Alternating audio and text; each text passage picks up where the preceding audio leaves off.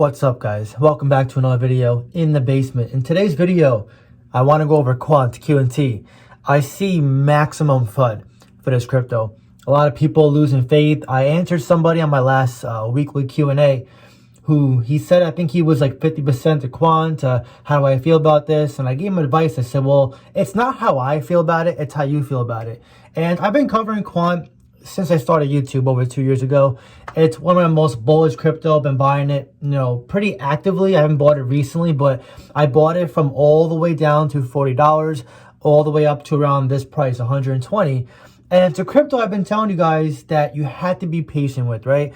A lot of people, I notice, they enjoy cryptos when they're pumping, but as soon as they go flat, consolidate, go into a downtrend, or quote unquote underperform, they freak out. They have the Home Alone face. They question it. They spam people and say, how do you feel about it? Because the reason why they bought it in the first place wasn't built on a foundation of research, but was built on hype, following what other people do. And I got asked in my live stream for Discord, my private live stream, hey, John, why don't you share your portfolio, on Discord? And I said, well, I'm not against sharing it. What I'm against is people just being sheep mirror investors, just blatantly doing what I do without any research, essentially becoming a lazy investor dependent on me. That's not really how you want to go about investing. Like, if you make all this money, are you going to also ask me, hey John, how do I spend my $10 at Burger King, or how do I spend my 100K on this house, whatever? Like, no, you wouldn't do that, right? Just like you wouldn't ask me, hey John,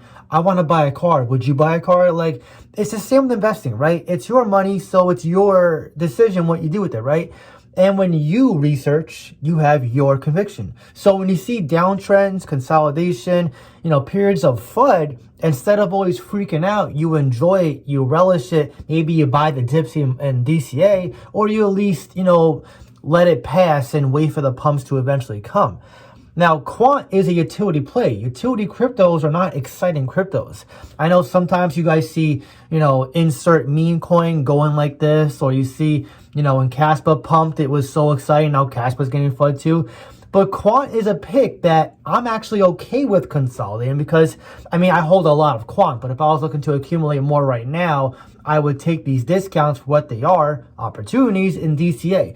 But the majority of retail doesn't see crypto like this. They see these red discounts and they run away.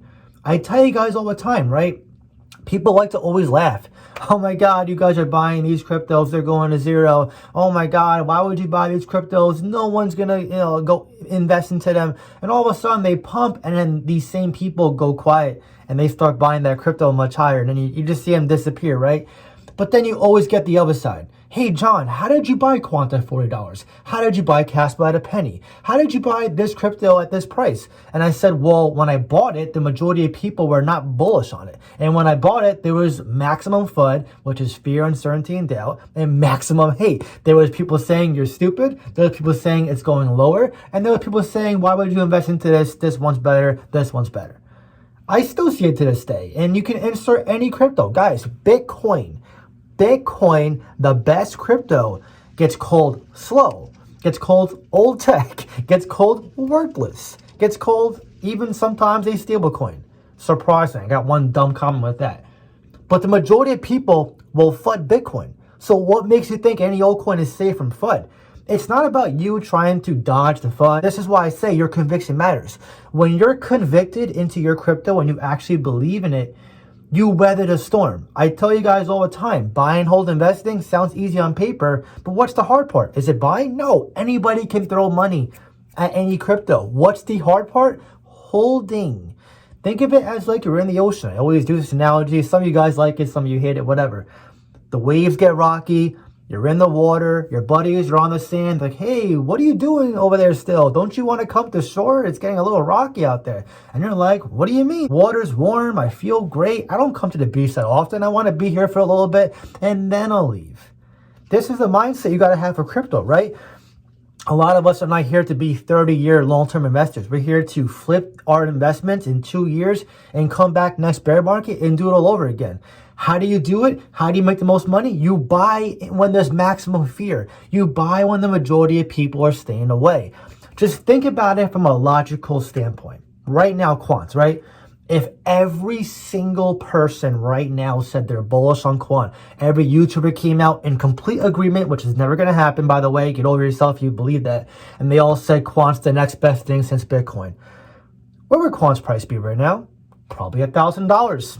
Easily, right? Even before the rips took place, before the halving, I think $1,000 would be like a 15, 20 billion market cap. They could get there. Solana ripped it and like tripled its market cap very easily. Quant could do it right now if everybody was on the same page.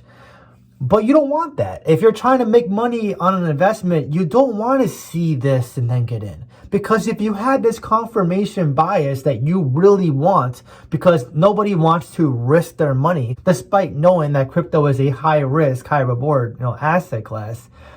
If you waited for this confirmation bias, what are you going to miss? Multipliers and time to accumulate. Like Casper, right?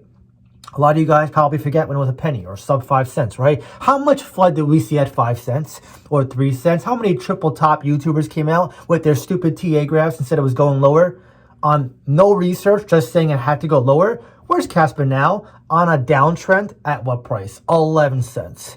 11 cents. It's up massively from when we bought it at the bottom, right? Quant, where was their maximum fear?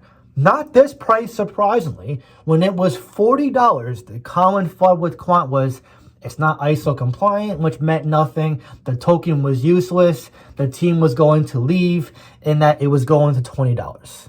That was the FUD, surprisingly, that I saw for Quant at $40. So me being through that, and you probably being through that too if you've been following me for a while, you see it up a 3x from the bottom when we start buying it, right? There's FUD now. Quant's volume's low. The team is still leaving. Gilbert Burden doesn't know what he's doing. There's better plays out there. It's on Ethereum's blockchain. Ethereum sucks. Like, there's so much concerns with Quant. But I understand where Quant is for me. I'm a utility-based investor. I've done my research. I like their business model. I like Gilbert Burden. They got 70% allocated to the public. They have less than 15 million total supply. The price chart, it's only down like less than a 4x. How many cryptos at Quant's market cap, which is 1.4 billion, by the way, are down less than a 4x? Oh, wait. Name any altcoin down about a 4x, aside from Casper and some of these new cryptos. Name an old crypto that has been around for as long as Quant has, last bull cycle, that is down roughly a 4x market cap size. There probably is none. Probably none, right? So don't look at Quant's price action and say, oh, it's down, it's flat for the past week. It's only up 4% for the past month. It's down 8% for the year. When you click the alt chart, it's up over 10,000%. This would scare the crap out of Nappa in Dragon Ball Z. He'd be scared at this power level. Okay, it's up 10,000%. Look at the chart. It speaks for itself. You got to be patient with your plays. A lot of you guys come into this market with adrenaline junkie mindsets. Like, if your crypto doesn't move in 2 days, you freak out or you spam the chats.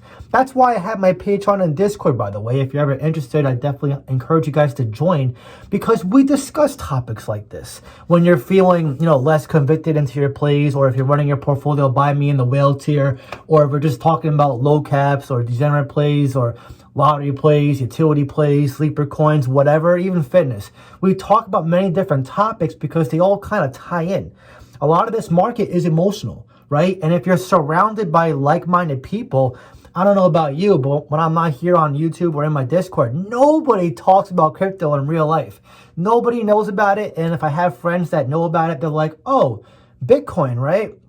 That's all they know is Bitcoin. They don't know what blockchain is, or a meme coin, or a layer 2, or AI crypto besides AI itself. Like, it's important to surround yourself around like-minded people, because if you want to change your life, you're going to be in the best environment to do that.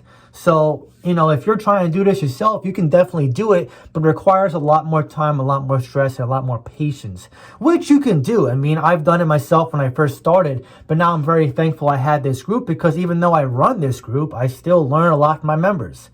And if you're interested in joining, whether you want to talk to me directly, run your portfolio by me, see what I'm buying, selling, trading, be a part of live streams or voice chat hangouts, I give you guys a lot of value. If you want all of this and more, then I encourage you to join. But that being said, Quant is just one example. I can give you guys examples all day of a utility play that has a good chart, low inflation, a good team, good tokenomics, a good business model, and it's just flat because it's flat. That's it. There is no like big FUD that you want to hear that's saying it's going to zero. You're gonna let the FUDders come in and say what they want. You know what I do when I see someone say, hey John, your crypto is going to zero? I say, okay, great. I don't care. Like for me, it's like, I don't care about retail's opinions. Look at Solana. Look at Solana. What does Solana get all the time? Hate. It gets called VC centralized garbage. You're talking to someone that sold it at the bottom at $13 because everybody and their mom kept saying it was going to zero. It was too heavily tied to FTX, Sam Bankman-Fried, Alameda Research. A massive unlock was coming. It was going to be massively dumped. And where's it now? Top 10? No, top 5. Like Solana recovered despite where retail thinks. So why the hell are you going to care if retail thinks Quant is bad? I certainly don't care. Remember, guys, Quant is working with banks. Banks is not you and me. It's big institutional clients. They don't care about what a few people in whatever state or whatever country think. They don't care about this. Guys, what drives this market? Money. Who has the most money? Institutions.